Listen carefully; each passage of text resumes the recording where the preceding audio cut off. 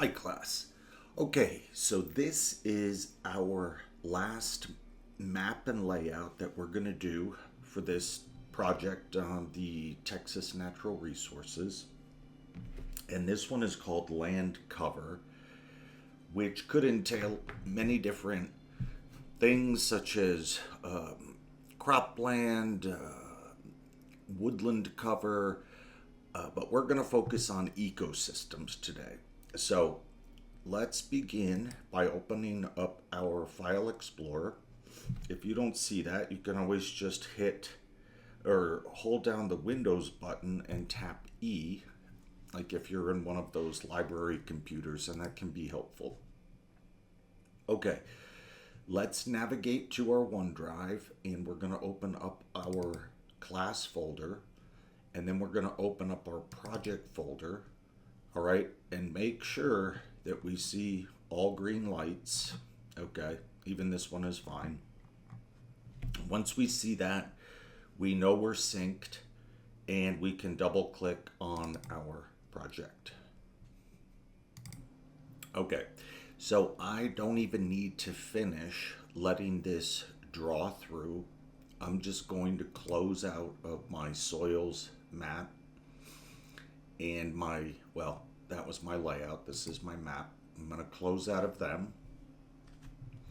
And I'm also going to take this moment to talk about screenshotting, okay? Because there's a few of you that are still taking photographs of your screen, and that just it doesn't work for so many different reasons.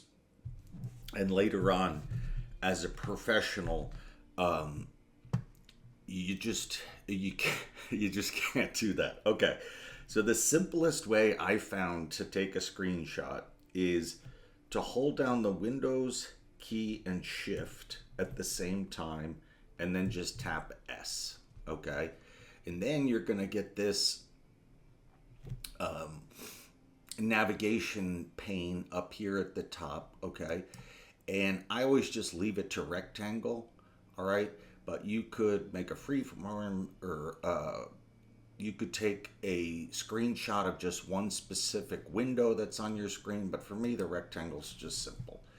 And then I just draw out a rectangle holding down my left mouse button, okay? And then that should get saved to your automatically built screenshots folder in your pictures folder. So if I come here to pictures, see that was created for me, and this is the one I just took just a few seconds ago. Okay, now if you don't seem to have that screenshots folder made for you, okay, then you can come and tap that Windows key again and type in snip, and it's called the snipping tool. Okay, and you can even pin that to the taskbar, which I have done. Okay, in this case I would unpin it. All right, now you can open this up. Let's full screen it, and you can go to settings. Okay, and so here's what you want to have checked on, and normally they're checked on by default, but if you're using a school computer, maybe they took that off.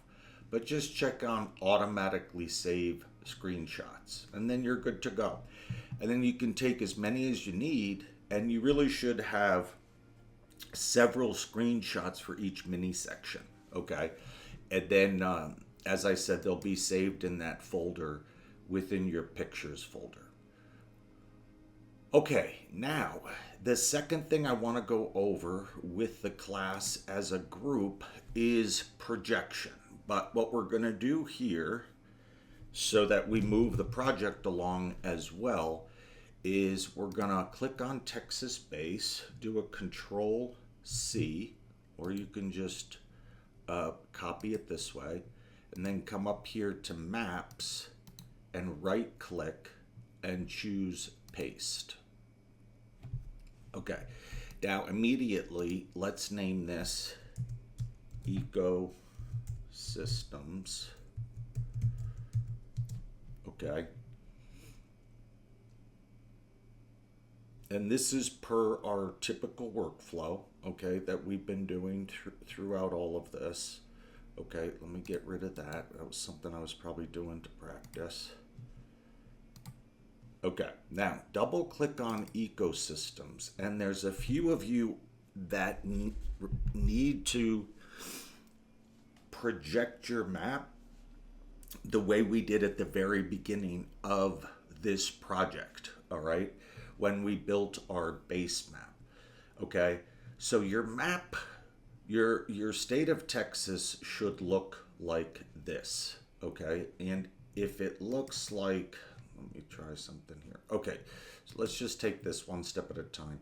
If it doesn't exactly look like this, say this is pointed straight up, this western border, you'll see it right away, all right?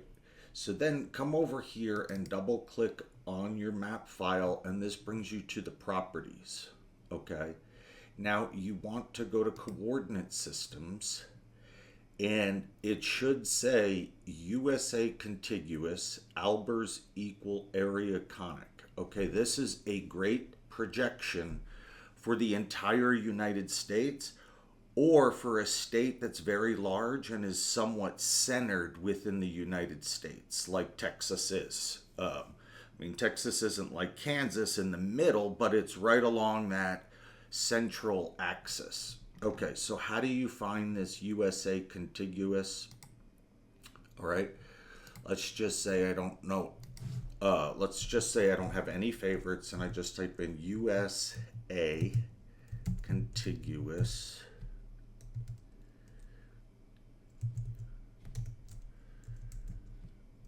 Okay, and then I hit enter, and then I go to projected.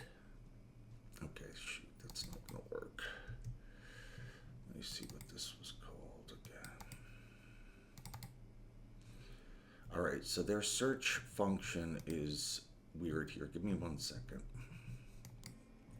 Okay, so if your map looks like this, that means it hasn't been projected the way that we've set our projection for this project. Okay, so let's take it from here, double click on this guy, go to coordinate systems. Okay, you're going to go down to projected. Okay, and you are going to go to continental. All right, and then North America, and then come on down towards the bottom. Okay, and you're going to choose this USA contiguous. Okay, so that's the 48 states. Okay, and just minus Alaska and Hawaii. Okay, and then this is the one we want. We don't need the USGS one. And what you want to do here is add this to your favorites. Okay, and then while you're here, just click OK. And now you're going to see the state of Texas appear as it did earlier in the video. Okay, and again, the reason for projections, and this is incredible, it's an incredibly important part of map making. If you enter into GIS as a professional, you really need to have a good understanding of projections, which projections are used in your part of the country. But for right now, all you need to keep in mind is that maps always have some kind of distortion in them because we're taking a three-dimensional sphere and we're trying to put it on a 2D surface. And that just doesn't work. However, if we narrow the shape or the size of our map down to a certain geographic area, then we can minimize those distortions as much as possible, okay? Because rarely do you need to make a map or do you have a project, okay, that involves the entire world, okay? It's usually just going to be at the county or the state level. And so you want a map that is focused on this one region. And the rest of the world, if we unclip this, you're going to notice is wildly distorted, but that's because all of the accuracy went into this area here. Okay, so that's the reason for map projections, and it's a very important concept. It's simple at heart, so don't let it overwhelm you. It's just increasing the accuracy of your map at your AOI. Okay, great. So we have our ecosystems map. Now let's do the same thing with our layout. So let's right click, choose copy, come up here and right click again, and we're going to choose paste, and then we're going to call this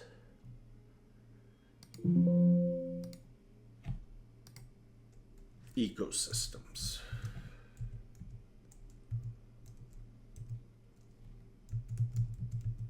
Okay, and let's leave that closed for now. I just want to work on the map. So we can turn off terrain, okay? And let's go get our data, and then that will be it for this mini section.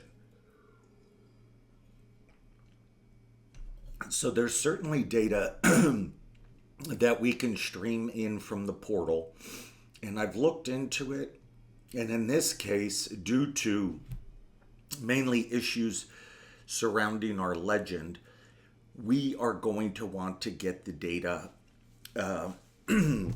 from a site and download it and put it in our project. So go to your web browser.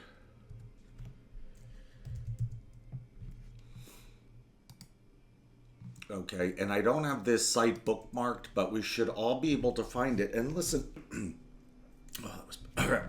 when you're looking for GIS data, a lot of times it's so easy to find if you just type in GIS, and the shape file was the name for decades before they renamed it feature class. So there's a lot of there's going to be a lot of sites that still have shapefile in their metadata that you can find. Okay, so GIS shapefile of USA ecosystems. Just type in exactly what it is you want. Okay? And then Google says, did you mean this? And I'm like, whatever. And this is exactly what we're looking for. Okay? The EPA creates the boundaries of these ecoregions and maintains all of the data associated with them. And we are indeed looking for level 3 and 4. Okay, there's only 4 levels, and 1 and 2 are more global.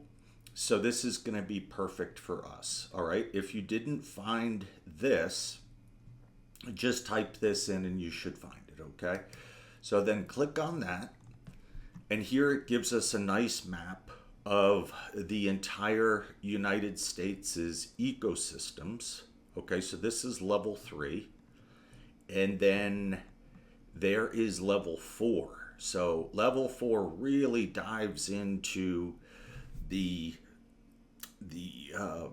fine detail of what these ecosystems entail. So let's you can see Texas has quite a bit, and I'm noticing that they symbolize this map with their rivers. So we're going to do that as well, because the hydrology and the terrain play such a big part of ecosystem creation. And of course the soils do too. And you're going to see the patterns across all of our maps, okay? And how those 3 factors all influenced the creation of the ecosystems. Okay, so let's come back here and let's get our data. Okay, so they have it for the entire US, but what I've learned is to only take what I need, okay? And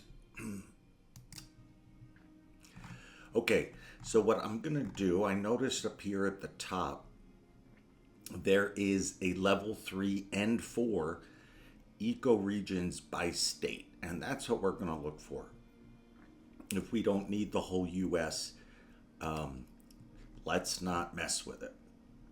So we got Bama up top. Just type in T, and you're always going to get Tennessee, and then roll on down to Texas. And let's hit go. Okay, Texas. GIS data. Okay, now these are shape files, and this is going to be important because GIS doesn't like to work with shape files anymore. They're a bit antiquated, and OneDrive really doesn't like shape files. So I'm going to show you how we're going to deal with this. Not that hard. Okay, so what we're going to do is we are going to get the Texas level 4 shapefile. And these are so small, I want you to get the Texas level 3 shapefile as well. And now what's very nice is they've symbolized these layers for us according to their standards. Okay, so they have certain colors for each ecosystem, and they say if you want to make professional industry standard level maps of ecoregions around the US, these are the colors that you should be using. And this is really handy because then everybody's on the same page. And also you don't have to pick out a color for each one, okay? So we'll see how to use those as well. So let's download level 3 symbology and level 4 symbology. Okay. Now let's close out of the web once everything's done. Okay. And let's go to our downloads folder. Okay, so I'm gonna hold down Windows E. And when we go to downloads, we should have these 2 layer files. Okay, and then 2 zipped files. So let's click on level 3, ecosystem, extract all, hit enter. Okay, come back up here to level 3, click it again, you need to do that, and then hit delete. Okay, now let's do the same thing for level 4, hit enter, come up here and delete. Okay, now what we are going to do is we are going to leave all of this here because we don't want to bring the shape files into our project. And we're going to go back over to Pro, and we're going to go to our project here in the catalog pane. And if these guys ever go missing, I know that can really be a bit of a nightmare. And I should have mentioned this sooner, but if that ever happens, if your contents and your catalog pane ever just disappear, okay, you can always go back to the default. Wow, I had a lot of panes open. Okay, you can always go back to view. Okay, it's like, hey, I need to see something and I need to see my panes. Okay, so if you reset panes for mapping, they're gonna pop right back into place. Okay, so now here's what we're gonna do. Let's regroup here. This is an important part. So we're at our catalog project. Now we're going to open up our database. Okay, now this is our database for this specific project. But remember, we're also creating this Texas NRM database for you to use in any future GIS projects that you will be doing for other classes or what have you. So this is where we're going to want to put those level 3 and level 4 shape files, but ArcGIS will transform them into feature classes. So they're going to play nice with these, with the software. So right click on this geodatabase, and we're going to go to import feature classes. Even though it's a shapefile, that's just the way they have it. Now remember, they are on, or they're located in our downloads folder. Okay, so we need to browse for those files. So an easy way to get there is if you click home. If your computer has that, you'll have downloads right there. Okay. And then let's start with level 13. Okay, and just click that open, and you're going to see the shapefile, and click OK. And now let's do the same with, not 13, 3. Now let's do the same with level 4.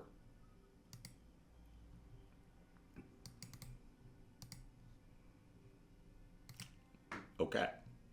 Now let's go over to environments, and for the coordinate system, now that everybody should be projected correctly, you can just hit the current map, and you're going to get this USA contiguous Albers equal area comic. All right, then we can hit run.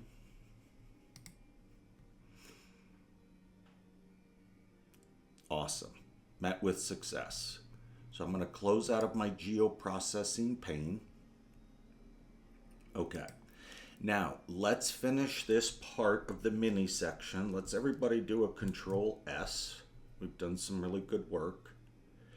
And let's go back to our downloads folder. Okay, and let's delete these two guys, the two folders, but we need these layer files. Okay, so select both of them and cut them. I like to use Control X. You can use the scissors, right click, however it works best for you. Come back to our class folder. Okay, you should have a class folder for every class on OneDrive. I mean, that's what I recommend. Now let's open up our project, and under 08 styles, click that and do a Control V. Okay, and now we have these layer styles for our ecosystems. All right, now the last thing I would like us to do is open up our folders, and